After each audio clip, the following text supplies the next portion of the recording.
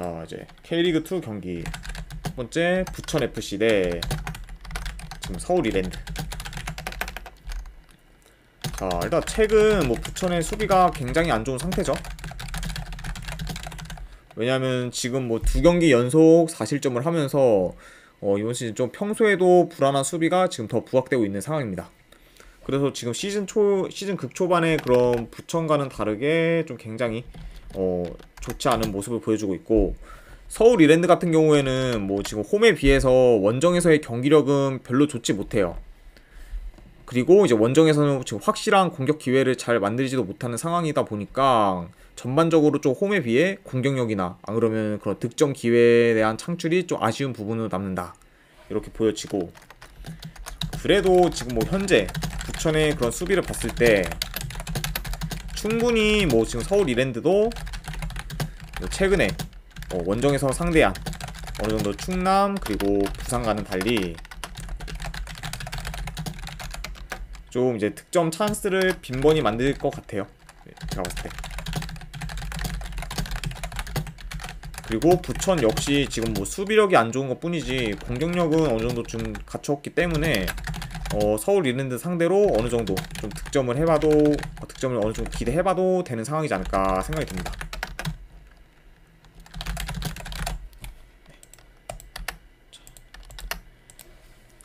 이렇게 해서 이렇게 되고, 그러다 보니까 지금 뭐 시즌 극 초반에 약간 부천이라면은 어느 정도 좀 이길 가능성이 높았겠지만 어느 정도 좀 3연승을 하면서 좋은 시기가 있었는데 최근 좀 수비 밸런스가 무너진 어느 정도 부천이기 때문에 지금 원정에서 서울 이랜드가 약하다고 해도 부천이 이기겠다고 약간 장담은 좀 안 드는 상태입니다. 그러다 보니까 부천의 약간 승을 함부로 보기는 어렵지 않나 생각이 드네요. 그래서 이 경기 같은 경우는 어떻게 가려나 보면은 약간 저 같은 경우에는 요거는 이제 서울 이랜드 쪽 프랜승 그리고 무승부 2.5 기준 오바 이렇게 한번 보도록 할게요. 네. 서울 이랜드 프랜승에 고배당으로 무승부, 그리고 만약 언오바까지 따지면은 네, 아무래도 양팀의 그런 수비가 그렇게 좋진 않으니까 오바까지 한번 보는 경기로 가져가 보도록 하겠습니다. 자, 두 번째 이제 K리그2 경기 충북 청주 대 이제 충남 아산. 자, 일단 지금 충북 청주가 최근 득점력이 많이 좋지가 않아요. 2경기 연속 지금 무득점으로 이전에 좀 폭발했던 공격력이 어느 정도 잠잠해진 상황. 네. 그러다 보니까 지금 충북 청주 같은 경우에는 뭐 용병 공격수, 뭐 파울리뉴 그리고 조르지 이 선수들의 어느 정도 영향력이 큰데, 지금 이제 용병들이 어느 정도 주춤하다 보니까 공격력도 지금 같이 떨어진 상황으로 볼 수가 있어요. 그러다 보니까 이번 경기까지 지금 충북 청주를 봐야 되긴 하지만 현재로서 지금 충북 청주의 득점 사이클은 좀처럼 살아날 기미가 보이지 않고 있습니다. 자, 그리고 일단 이제 충남 아산에 대해서도 코멘트를 드리면, 충남 아산도 이제 역시 홈에 비해서 원정에서의 그런 성적은 좋지가 않아요. 네. 그리고 이제 원정에서 홈과 달리 좀 원정에서는 공격 전개나 그런 골 결정력이 좀 굉장히 아쉬운 상황으로 작용하고 있습니다. 그렇죠. 그 예로 뭐 지금 이번 시즌 지금 원정에서 네, 3경기를 치렀는데 지금 3경기 연속 무득점을 기록하고 있습니다. 자, 그만큼 지금 충남 아산도 충북 청주랑 마찬가지로 원정에서는 좀 득점력이나 공격 전개가 굉장히 좀 잘 안되기 때문에 현재 좀 기대를 하기는 어려운 상황이고, 그러다 보니까 지금 현재 양팀의 그런 상황으로 봤을 때는 다득점보다는 저득점 경기로 흘러갈 가능성이 더 높아 보이고, 승패가 만약에 갈린다고 해도 뭐 어느 한쪽이 대승을 하거나 약간 그런 식으로 흘러갈 가능성은 좀 적어 보여요. 아무래도 둘 팀 다 지금 공격력이 많이 안 좋기 때문에.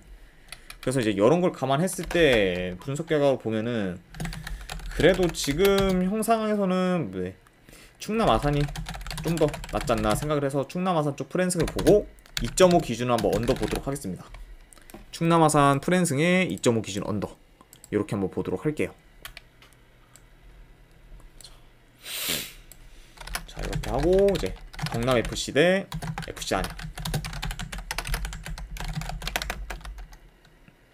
자, 지금 현재 일단 리그 1, 3위 간의 맞대결이 지금 진행되고 있습니다. 그리고 지금 경남 같은 경우 아이고 죄송합니다. 아이고 네, 경남 같은 경우에 일단 이 경기에서 이기면은 1위를 지금 확보를 할 수가 있어요. 아이고 잠깐만요. 자, 그리고 일단은 지금 이제 안양 같은 경우에 뭐 리그 지금 안양은 리그 기준 지금 3연승으로 굉장히 좀 좋은 모습 보여주고 있죠. 그리고 특히 뭐 최근 3경기 9득점으로 좀 득점력이 물이 오른 상황. 뭐 여기에서 더 봤을 때 용병 뭐 미드필더의 그런 안드리고와 그리고 공격수 그리고 조나탄이 좀 뛰어난 활약을 지금 펼치고 있다 보니까 쳐서 지금의 좀 안양의 공격력이 더 돋보이지 않을까 생각이 드네요. 네, 돋보이네. 이렇게. 자, 그래서 일단 지금 안양의 현재 상황은 약간 좀 3연승으로 굉장히 좀 득점력이 물이 오른 상황이고, 경남 같은 경우에도 지금 굉장히 네, 좋아요. 왜냐하면은 경남 같은 경우에 뭐 최근 뭐 클린시트 경기가 네, 좀 많은 편이고, 그리고 그러다 보니까 좀 수비가 굉장히 지금 단단한 편이다. 그러면서도 단단한 편이면서 지금 공수 밸런스가 좋은 팀, 네, 이렇게 지금 평가를 할 수가 있어요. 그러다 보니까 지금 현재 안양이라고 해도 어느 정도 공수 밸런스가 갖춰진 경남 상대로는 조금 힘이 될 수가 있다, 이렇게 볼 수가 있고, 하지만 지금 이제 경남 같은 경우에는 팀 내 득점 1위인 그런 원기종 선수가 지금 부상으로 결장 의심인 상황이라 전력 손실이 좀 어느 정도 있을 것으로 보입니다. 네. 자, 그래서 일단은 이 경기 같은 경우에 아무래도 지금 이 경기는 뭐 양팀 다 중요하다 보니 아무래도 좀 신중하게 좀 임할 가능성이 있어요. 왜냐면 자칫 잘못하다가 뭐 1위 자리에 뺏길 수도 있고, 그리고 못 올라갈 수도 있고, 이런 경우이기 때문에 굉장히 좀 중요한 경기라고 양팀 다 생각을 할 것 같고, 뭐 약간 경기 스타일상 봤을 때 뭐 경남보다는 좀 더 안양이 아무래도 좀 더 좀 적극적으로 약간 공격적으로 좀 나서지 않을까 생각이 드네요. 왜냐면은 일단 이제 경남 같은 경우에는 뭐 전반보다 후반에 좀 득점이 많이 나오는 편이고, 게다가 좀 수비를 먼저 하다가 어느 정도 후반에 몰아칠 가능성도 충분히 있어 보이기 때문에, 요거는 아무래도 전체적인 경기 양상은 안양이 좀 더 공격적으로 나서고 경남이 약간 좀 수비적으로 하는 그런 경기 양상이 진행되지 않을까 생각이 듭니다. 자, 그래서 요것도 아무래도 승패가 솔직히 되게 어렵긴 해요. 그래서 요거는 아싸리 그냥 고배당으로 안양 쪽 햄무나 안 그러면은 무승부 쪽 잡아가는 경기가 낫지 않을까 생각이 듭니다. 안양 햄무나 무승부 이렇게 한번 보도록 하겠습니다. 자, 이렇게 해서 이제 K리그2는 마무리가 됐고, 챔피언스 리그 경기 진행해 보도록 하겠습니다. 자, 첫 번째 경기 나폴리 대 AC 밀란. 자, 일단 나폴리 같은 경우엔 주전 센터백 1명, 그리고 미드필더 1명, 그리고 공격수 1명이 결장. 네, 이렇게 보여지죠. 아무래도 이제 저희가 잘 아는 김민재 선수가 지금 부상으로 빠지고, 부상이 아니라 결장으로 빠지고, 이제 경고 누적 때문에 시메오네 선수는 부상으로 빠지고, 지금 잠보 안기사 선수까지 빠진 상황, 이렇게 보여지고, AC 밀란 같은 경우에는 지금 뭐 큰 결장자는 없는 상황이에요. 이렇게 보여집니다. 일단은 이제 1차전 같은 경우에 AC 밀란이 이제 1대0으로 이기면서 리드를 가져갔어요. 그러다 보니까 이번 2차전 같은 경우에는 아무래도 AC 밀란보다는 나폴리가 더 공격적으로 나설 가능성이 큰 상황이다, 이렇게 보여집니다. 그러다 보니까 경기 양상으로 한번 자세히 봤을 때 이번 2차전 같은 경우에는 뭐 그냥 나폴리가 이제 더 적극적으로 공격적으로 몰아붙일 것 같고, 그리고 AC 밀란은 좀 아무래도 지키는 플레이를 하지 않을까 생각이 드네요. 그렇죠. AC 밀란 같은 경우는 솔직히 뭐 무승부만 캐도 4강에 진출하기 때문에 요거는 오히려 급한 거는 좀 나폴리다, 이렇게 볼 수가 있고, 자, 나폴리 같은 경우에는 일단 1차전에서 결장한 오시멘 선수가 이번 경기에 출전하기 때문에 득점력 같은 거를 어느 정도 좀 기대할 만한 상황이에요. 네, 왜냐면 1차전 같은 경우에는 이제 오시멘 선수가 결장의 상태로 밀란이랑 붙었는데, 그러다 보니까 어느 정도 공격 기회는 가져갔지만 확실하게 해결을 하지 못해서 결국에 네, 무득점으로 마무리가 됐었죠. 그러다 보니까 이번 경기에서는 아무래도 오시맨이 출전하다 보니까 득점력에서 좀 기대할 만한 상황이긴 하고, 전반적으로 일단 양 팀의 수비가 좋아요. 그리고 두 팀 다 이제 전반적으로는 원래 공격적이기보다는 볼을 점유하면서 플레이하는 스타일이기 때문에 저득점 양상이 유리하다고 보여지지만, 이번 경기 같은 경우에는 이제 어느 한쪽이 선제골을 좀 일찍 나올 경우에는 이거는 좀 난타전으로 갈 가능성도 염두에 둬야 된다. 네, 이렇게 생각을 합니다. 특히 만약에 이 경기 AC 밀란이 선제골을 넣으면은 좀 오바 쪽으로 갈 가능성도 굉장히 높아 보이는 경기예요. 왜냐면 나폴리가 그러면은 이제 뒤도 안 돌아보고 더 공격적으로 임할 거기 때문에, 이런 상황으로 봤을 때는 이 경기가 좀 언어가 약간 애매하다. 평소의 경기 스타일 같으면은 언더 쪽이 맞긴 하지만, 이거는 이제 챔피언스 리그 특성상 아무래도 조금 언더는 좀 꺼려지지 않을까 생각이 드네요. 그래서 저 같은 경우에 이 경기는 나폴리 쪽 승을 보고요, 고배당으로는 한번 햄무 가져가는 보는 경기로 한번 보겠습니다. 나폴리 승에 고배당으로 한번 햄무 도전 경기. 네, 이렇게 한번 보도록 하겠습니다. 자, 이제 벌써 이제 챔피언스 리그 마지막 경기네요. 첼시 대 이제 레알 마드리드. 자, 일단 뭐 지금 첼시 같은 경우에는 수비 쪽에서 굉장히 좀 큰 악재가 있습니다. 쿨리발리 그리고 벤 취렐이 결장으로 빠지면서 수비에서 지금 공백이 굉장히 뼈아픈 상황이고, 자, 반면에 지금 이제 레알 마드리드 같은 경우에 최근 라인업과 비교했을 때 결장자는 딱히 없는 상황. 네, 이렇게 보여집니다. 그러다 보니까 아무래도 상대적으로 결장자 누수로 봤을 때는 첼시가 더 손해가 크다, 이렇게 판단을 할 수가 있고, 자, 1차전 같은 경우에는 지금 뭐 레알 마드리드가 첼시를 2대 0으로 꺾었습니다. 그래서 2골 차의 리드를 가진 채 2차전에 출전을 했죠. 네.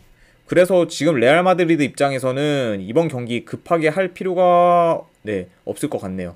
왜냐하면은 솔직히 뭐 무승부만 캐도 레알 마드리드 입장에서는 뭐 올라가는 상황이기 때문에, 아무래도 1차전에 비해서는 조금 더 소극적으로 약간 지키는 식의 플레이를 할 가능성이 있긴 하지만, 자, 그래도 약간 지금 이번 경기 봤을 때 일단 첼시가 굉장히 급하죠. 아무래도 2점 차기 때문에 이번 경기에서 어느 정도 굉장히 좀 공격적으로 나설 가능성이 크고, 그러다 보니까 첼시가 레알 마드리드보다 이번 경기에서 더 공격적으로 나설 가능성이 크다, 이렇게 보여집니다. 자, 현재 지금 분위기, 네, 양 팀의 그런 분위기, 경기력, 뭐 조직력, 뭐 이런 거 그냥 등등 모두 지금 레알 마드리드가 전부 앞서요. 네, 냉정하게. 그쵸. 그러다 보니까 전체적으로 이게 약간 레알 마드리드가 우세할 것으로 보이는데, 그리고 심지어 지금 첼시 같은 경우에는 수비 쪽에도 굉장히 공백이 크기 때문에 이런 걸 다 고려하면은 레알 마드리드가 더 유리한 경기는 맞습니다. 그리고 이제 이렇게 수비가 어느 정도 좀 많이 공백이 있다 보니까 공격적으로 나서다가 역습에 취약해질 수가 있는 상황, 첼시 입장에서.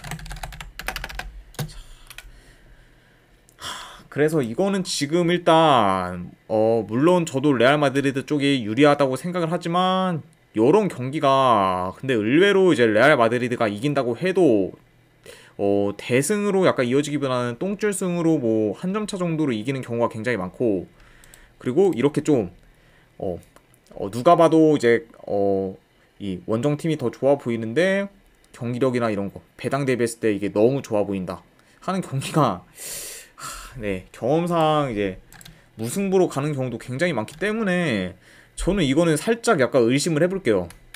그쵸. 레알 마드리드가 너무 좋아 보이긴 하지만 뭔가 약간 조금 찜찜하다. 왜냐면 레알 마드리드 입장에서는 솔직히 이번 경기 그렇게까지 힘 안 주고 그냥 최대한 무승부만 거둬도 뭐 괜찮은 상황이기 때문에, 이런 약간 동기부여적이나 이런 걸 다 고려를 하면은 이거는 그냥 고배당 잡아가는 경기로만 보는 게 낫지 않을까 생각이 들어요.